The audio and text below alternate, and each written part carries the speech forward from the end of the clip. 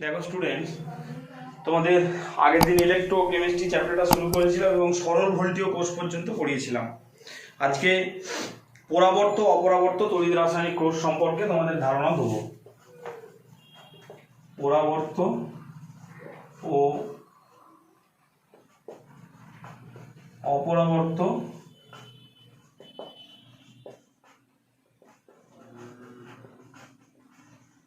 তড়িৎ রাসায়নিক কোষ,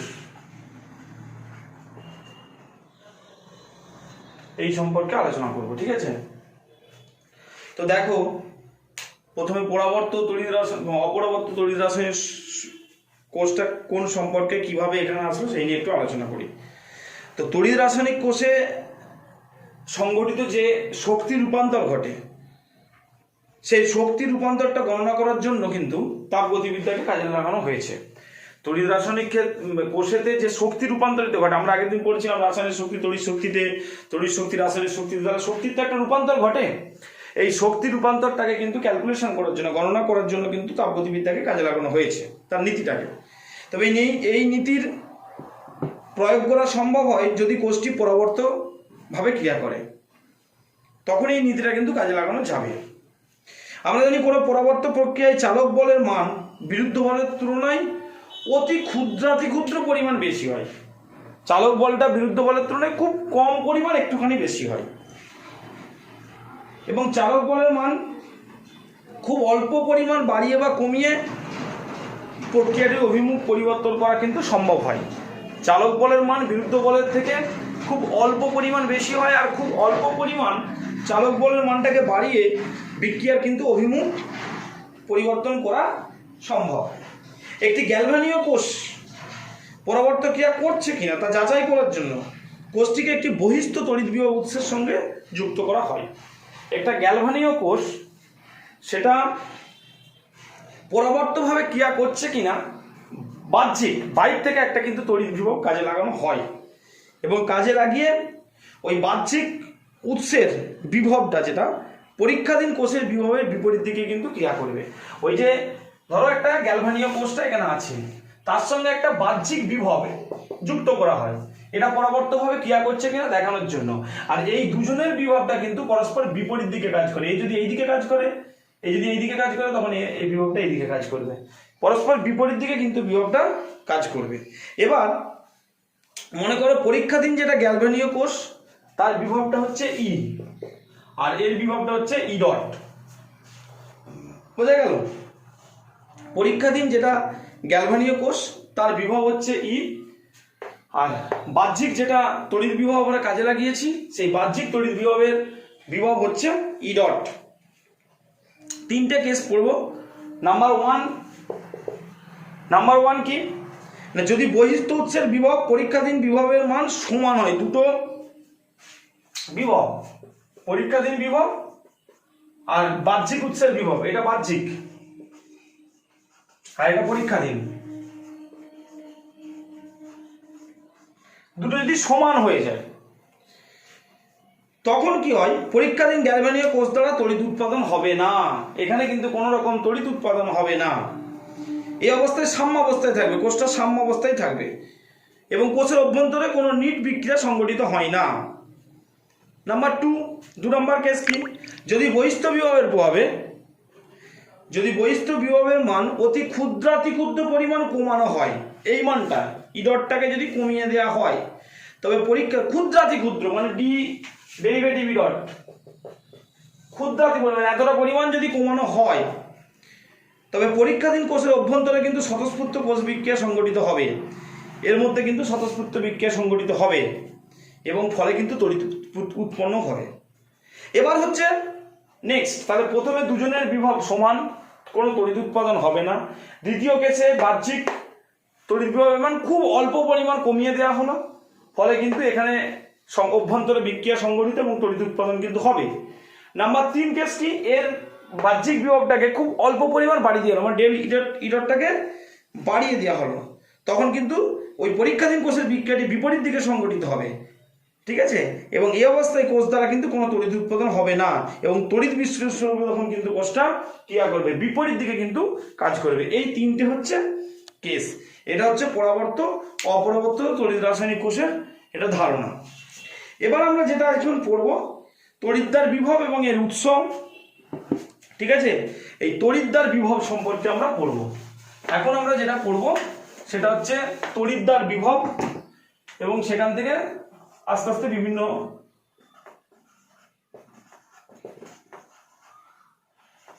ইকুয়েশন আমরা চলে যাব। তড়িৎদ্বার বিভব, তো দেখো তড়িৎদ্বার বিভব কি না, কোনো ধাতব দণ্ড ও নিজস্ব আয়ন সমন্বিত তড়িৎ বিশ্লেষ্য দমনের সংস্পর্শে আসার ফলে কোনো একটা ধাতব দণ্ড তার নিজস্ব আয়ন সমন্বিত, মানে অলরেডি তার আয়নগুলো কিন্তু ওই তড়িৎ বিশ্লেষ্য দমনে আছে, তাহলে কোনো ধাতব দণ্ড তার নিজস্ব আয়ন সমন্বিত কোনো তড়িৎ বিশ্লেষ্য দমনের মধ্যে সংস্পর্শে আসার ফলে যদি জারণ বা বিজারণ প্রক্রিয়া সংঘটিত হয়, তবে ওই ধাতব পদার্থের পৃষ্ঠতল এবং দ্রবণের সংযোগস্থল দুই বিপরীত আধানজনিত দ্বিস্তর গঠনের মাধ্যমে যে বিভব তৈরি হয়, ওই ধাতব পদার্থের পৃষ্ঠতল এবং দ্রবণের সংযোগস্থল, মানে ধরো একটা বিকার নিলাম, এই বিকারে একটা ধাতব দণ্ড আমি জয়েন করলাম, এই ধাতব দণ্ডটা যে ধাতু দিয়ে তৈরি তারই দ্রবণ তড়িৎ বিশ্লেষ্য হিসেবে আছে। ঠিক এমতো অবস্থায় এই ধাতব দণ্ডের তড়িৎ উৎপন্ন হলো, এই ধাতব দণ্ডের পৃষ্ঠতল মানে এটাও ধরতে পারো এটাও ধরতে পারো, আর দ্রবণের সঙ্গে সংযোগস্থল মানে দ্রবণে ওই পৃষ্ঠতলটা যেখানে ঠিকছে এর মধ্যে যে বিভবের পার্থক্য, এর মধ্যেই দুই বিপরীত দ্বিস্তর গঠনের মধ্যে যে বিভবের পার্থক্য সেটা হচ্ছে তড়িৎদ্বার বিভব, কারণ এটা একটা তড়িৎদ্বার, তাহলে তড়িৎদ্বারের ফলে বিভবটা উৎপন্ন হলো, তাহলে সেটা হচ্ছে তড়িৎদ্বার বিভব। এই তড়িৎদ্বার বিভবের আমরা দুটো পড়বো, একটা হচ্ছে অক্সিডেশন পোটেনশিয়াল মানে জারণ বিভব, আর দ্বিতীয়ত আমরা যেটা পড়বো সেটা হচ্ছে বিজারণ বিভব। দুটো বিভব আছে, আমরা এখন যেটা পড়বো সেটা হচ্ছে জারণ বিভব। জারণ বিভবটা কি না, কোনো তড়িৎদ্বারে জারণ বিক্রিয়া ঘটার ফলে যে তড়িৎ বিভবের সৃষ্টি হয় তাকে জারণ বিভব বলে, তখন তাকে বলা হয় ই অক্সিডেশন, ই অক্স। আর তড়িৎদ্বারের ফলে যদি বিজারণ বিভবের তৈরি হয় তখন সেটাকে বলা হয় বিজারণ বিভব, তখন তাকে বলে ই রিডাকশন, ইরেড। ঠিক আছে, অক্সিডেশন ই রিডাকশন। তাহলে কোনো তড়িৎদ্বারে বিজারণ ক্রিয়ার ফলে যে তড়িৎ বিভবের সৃষ্টি হয় তাহলে বিজারণ বিভব, আর জারণ ক্রিয়ার ফলে যদি বিভবের সৃষ্টি হয় তখন তাকে বলে জারণ বিভব। এদের দুজনের মধ্যে সম্পর্ক কি না, জারণ বিভব আর বিজারণ বিভবের সম্পর্ক হচ্ছে বিপরীত দিকে কাজ করবে, সেই জন্য হয়ে যায় E ox equal to minus of E reduction, বিপরীত দিকে হয়। এইটাই এদের দুজনের মধ্যে সম্পর্ক, জারণ বিভব ইকুয়াল টু মাইনাস অফ বিজারণ বিভব, কারণ এরা বিপরীত দিকে পরস্পর ক্রিয়া করে। এবারে হচ্ছে তড়িৎদ্বার বিভব সংক্রান্ত নানস্ট সমীকরণ, খুব ইম্পর্টেন্ট। তড়িৎদ্বার বিভব সংক্রান্ত আমি জাস্ট নানস্ট সমীকরণ বলে লিখছি, খুব ইম্পর্টেন্ট। এই বিক্রিয়ার সাহায্যেই টোটাল চ্যাপ্টারটা এরপর পড়তে হবে। নানস্ট সমীকরণ, ঠিক আছে। নানস্ট সমীকরণ কি, ধরো একটা তুমি জারণ বিজারণ বিক্রিয়া সংঘটিত হচ্ছে কোনো বিজারণ বিক্রিয়া আমি ধরে নিলাম, ধরা যাক কোনো একটা তড়িৎদ্বারে বিজারণ বিক্রিয়া সংঘটিত হচ্ছে, সেটা হচ্ছে এ বিবি, যেমন আমরা উভমুখী বিক্রিয়াগুলো নিয়েছিলাম থেকে ইলেকট্রন নিয়ে সিসি প্লাস ডিডি, এরকম একটা বিজারণ বিক্রিয়া, যে ইলেকট্রন গ্রহণ করেছে ফলে একটা বিজারণ বিক্রিয়া নিয়ে নিলাম। নানস্ট সমীকরণের সাহায্যে তড়িৎ বিভবটা হবে, নানস্ট সমীকরণের সাহায্যে এর তড়িৎ বিভবটা হবে E equal to E0 minus RT by NF ln concentration of C to the power C করে দিচ্ছি, C to the power C into D to the power D by A to the power A into B to the power B, বা concentration দিয়ে দিতে পারো, concentration সাইনটাও দিয়ে দিতে পারো, তাহলে সি লিখতে হবে এই। ঠিক আছে, তাহলে E equal to E0 minus RT by NF ln concentration of C to the power C, concentration of D to the power D, concentration of A to the power A, concentration of B to the power B।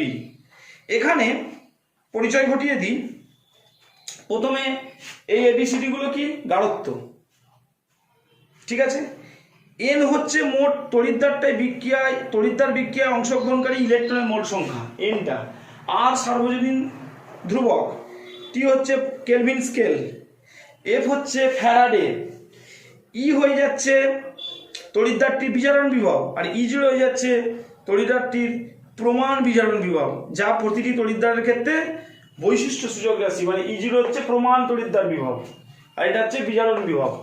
তড়িৎদ্বারটির বিজারণ বিভব, প্রমাণ বিজারণ বিভব, সার্বজনীন gas ধ্রুবক, kelvin তাপমাত্রা, electron সংখ্যা, Faraday হয়ে গেল।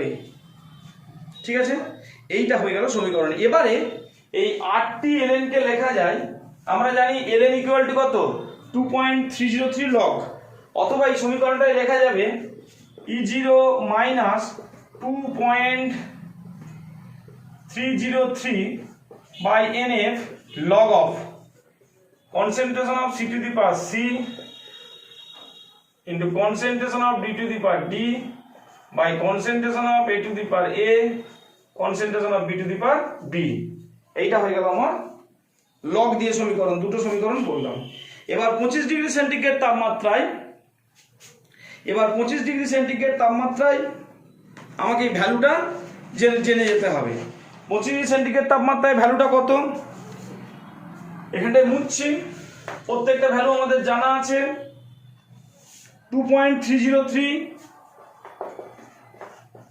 RT by NF। ঠিক আছে, দেখো 2.303 মানে এখানে হয়ে যাবে 2.303 ইন্টু আর এর মানটা কত, 8.314 kelvin inverse mole inverse into T মানে 298 kelvin by N into F মান হচ্ছে 95600 কুলম। ঠিক আছে, এইটা ক্যালকুলেশন করে আসে টোটাল এই ভ্যালুটা, মানে এইটা ক্যালকুলেশন করলে ভ্যালুটা মুখস্থ রাখতে হবে 0.059 বাই এন। বোঝা গেল? তখন সমীকরণটা কি এসে যাবে, এইটা হচ্ছে তার মানে টোটাল 2.303, এখানটা লিখছি 2.303 RT বাই, সরি এটা NF ছিল, NF ইকুয়াল টু এসে যাবে 0.059 বাই এন। তখন নানস্ট ইকুয়েশনটা কি হবে, তখন নানস্ট ইকুয়েশন হয়ে যাবে, দেখো n 0.059 বাই n হয়ে গেছে,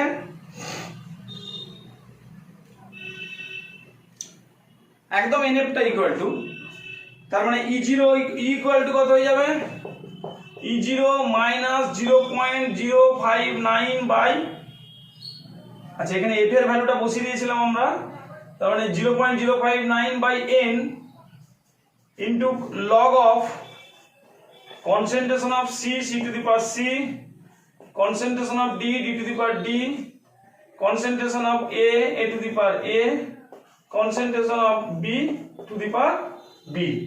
এইটা হয়ে গেল আমার নানস্ট ইকুয়েশন 25 ডিগ্রি সেন্টিগ্রেড উষ্ণতায়। ঠিক আছে, এটা হচ্ছে 25 ডিগ্রি সেন্টিগ্রেড উষ্ণতায় নানস্ট সমীকরণ।